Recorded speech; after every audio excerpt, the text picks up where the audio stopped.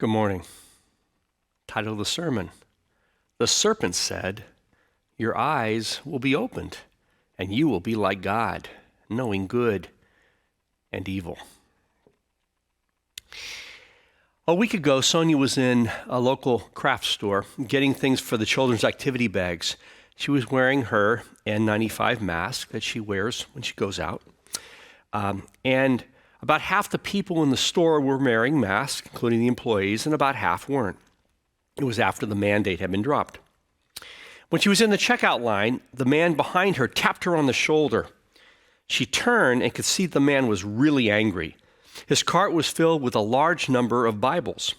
He pointed at her mask and started yelling, "People like you are destroying the country and our freedoms." Sonia thought the guy might hit her. And then the store manager walked up, actually kind of ran up and said to the man, "Sir, you need to leave this woman alone, or you need to leave the store immediately." That diffused the situation. Later that week, Sonia was back in the store, and she went to the same clerk. And the clerk said, "I'm so glad to see you. I was worried you wouldn't come back after what that man did to you." Then she shook her head and said, "It's hard to believe, but he's a pastor." So how does a pastor with a cart full of Bibles find himself telling someone who is minding their own business that they're wearing a mask is destroying our country and our freedoms? Good question, isn't it?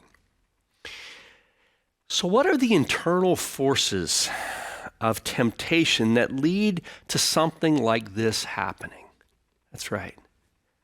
I want you to hold that question. We're going to come back at the end and see if we can answer it.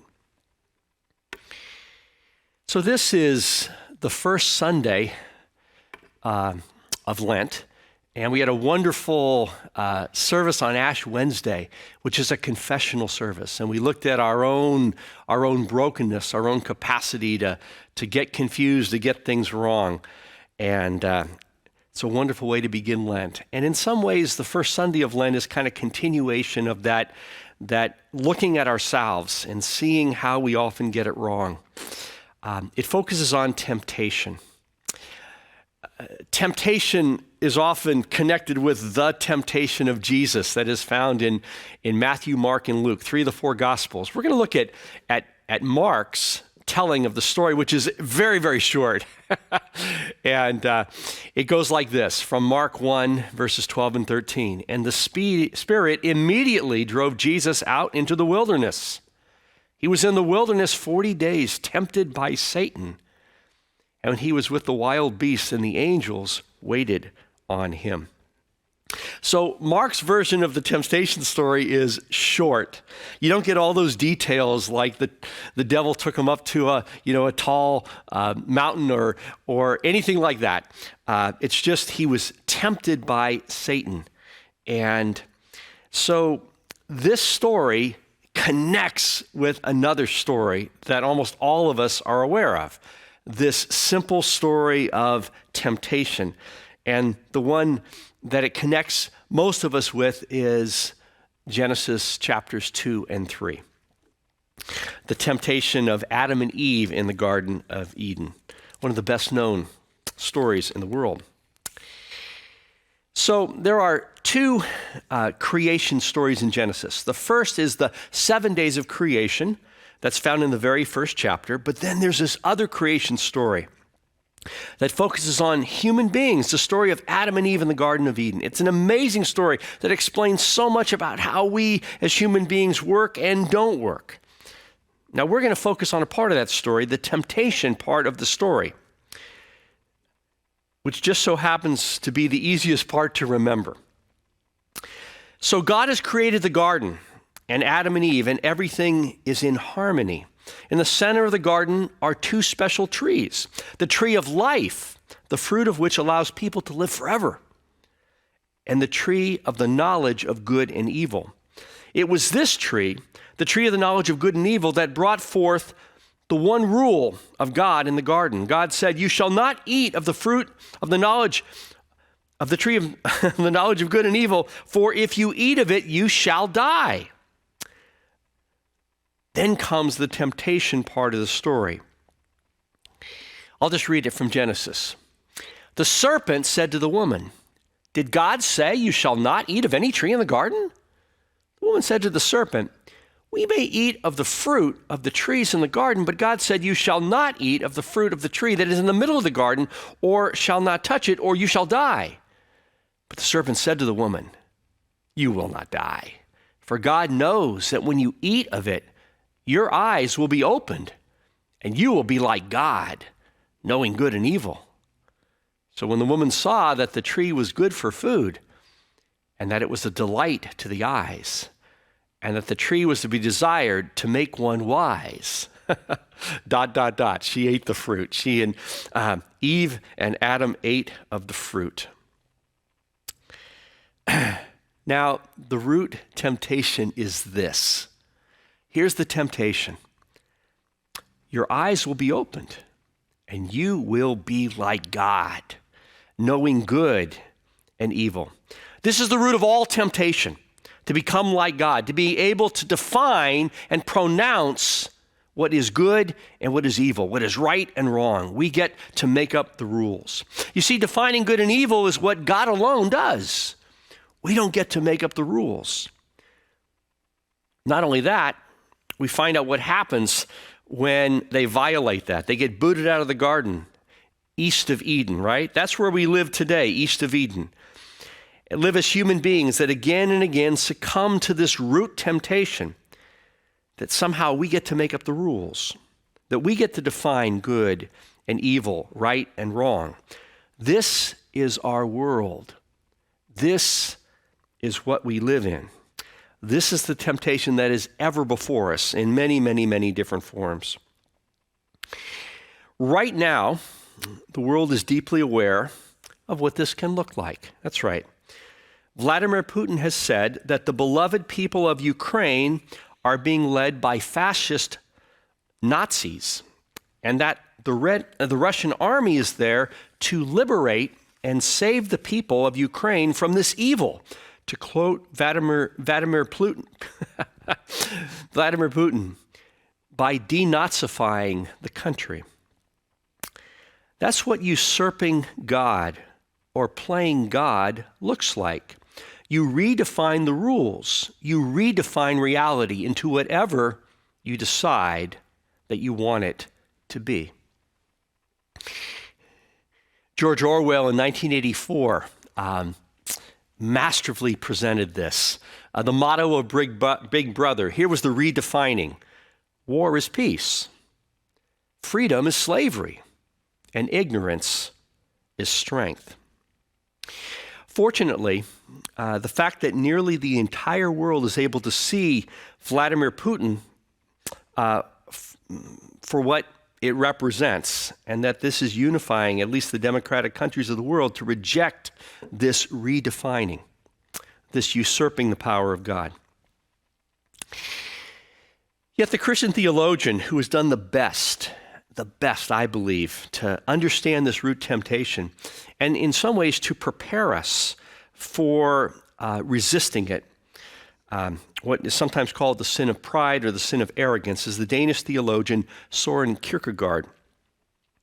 And what I love most about Kierkegaard is I think of all the theologians that I'm aware of, Kierkegaard's ideas are so simple that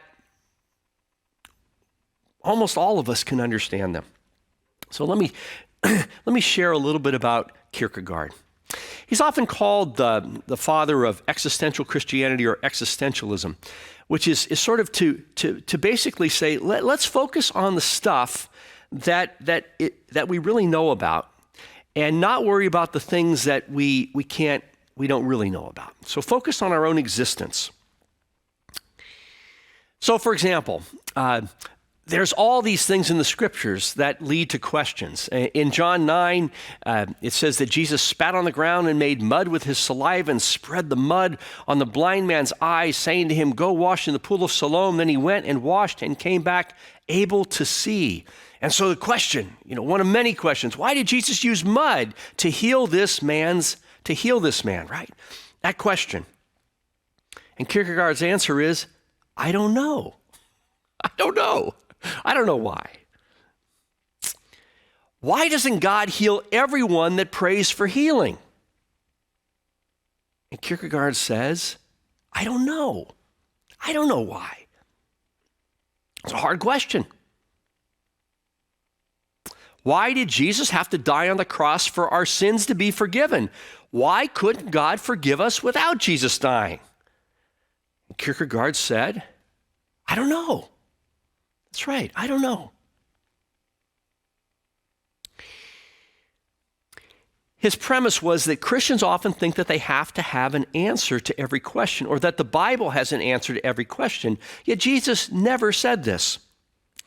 One of Kierkegaard's favorite passages was found in the Sermon on the Mount, where Jesus was talking about this unfortunately religious systems and the way we get caught up in this idea that we have to have an answer for everything, and also that often, we develop these religious systems with religious words to explain it all. Jesus said, don't say anything you don't mean. You only make things worse when you lay down a smokescreen of pious talk, saying, I'll pray for you, and never do it, or saying, God will be with you, and not meaning it. You don't make your words true by embellishing them with religious lace. In making your speech sound more religious, it becomes less true. Just say yes and no. When you manipulate words to get your own way, you go wrong. Kierkegaard said, it is the duty of every human being to understand that there are things which one cannot understand. That's right. And he said, it seems essential in relationships and in everything else that we concentrate only on what is most important, on most significant and important. And he did. He focused on the things that Jesus said were the most important. He absolutely fell in love with Jesus. And so in Jesus' words in John 15, Jesus said, this is my commandment, that you love one another as I have loved you. No one has greater love than this, to lay down one's life for one's friends. Let us love one another, for love comes from God. It says in 1 John 4, 7 and 8, everyone who loves has been born of God and knows God.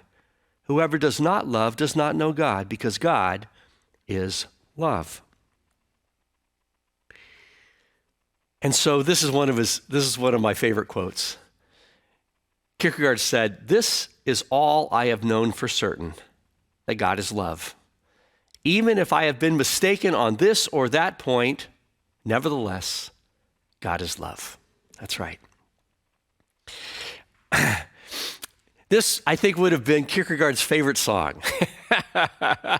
The Sam Cooke song, don't know much about history, don't know much biology, don't know much about the science book, don't know much about the French I took, but I do know that I love you, and I know that you will love me too. What a wonderful world it will be. That's right. That's what it's about. That's right. A lot of things I don't know, but this I do know. And so Kierkegaard set up what he simply thought of as his twofold test. That's right, focusing on just what is at the center of the faith. And it was this: for anything to be authentically Christian, it must be consistent with these two things. One, a personal relationship with God through Jesus Christ. It was relational. And two, it has to be about sacrificial love. That's giving love. That's not love for me. That's giving love, the sacrificial love of Christ, to lay down one's life for one's friends, for others. And so this temptation was the temptation that Kierkegaard took on again and again and again. The temptation of the serpent, your eyes will be open and you will be like God, knowing good and evil. And so Kierkegaard, in a sense, is the enemy of great speculative theological systems and great speculative political systems. That's right. Yeah. Of course, he lived way before George Orwell wrote 1984, but this is the type of thing that Kierkegaard feared. He feared that we as human beings will create systems that are antithetical to truth, where war becomes peace and freedom becomes slavery and ignorance becomes strength. That's right. And he said the danger is that this is dangerous. He said the arrogant, self-assured believer is a greater sinner in the eyes of God than the troubled disbeliever. That's right. To, in a sense, think that we do know and can define what is right and wrong for everyone is by far the most dangerous sin. And so back to this man. Yeah, I have no doubt that this man was sincere. I have no doubt that he sincerely believed that somehow, because faith is all you need to be protected from COVID or to be healed despite, I don't know how he could not see friends who have either succumbed to COVID or at least gotten sick to COVID, and yet somehow in his mind, faith and freedom are lived out by saying there's no mass. That faith is really to just refute the evidence. It's a hoax. It's not real. It's just like the flu, and therefore, in this grand system, that the person who wears a mask, not tells him to wear a mask, but the person who wears a mask is a threat to that system. That's right, a threat to that system. And the serpent said, your eyes will be open and you will be like God, knowing good and evil, and able to define it for yourself and for everyone else. Amen.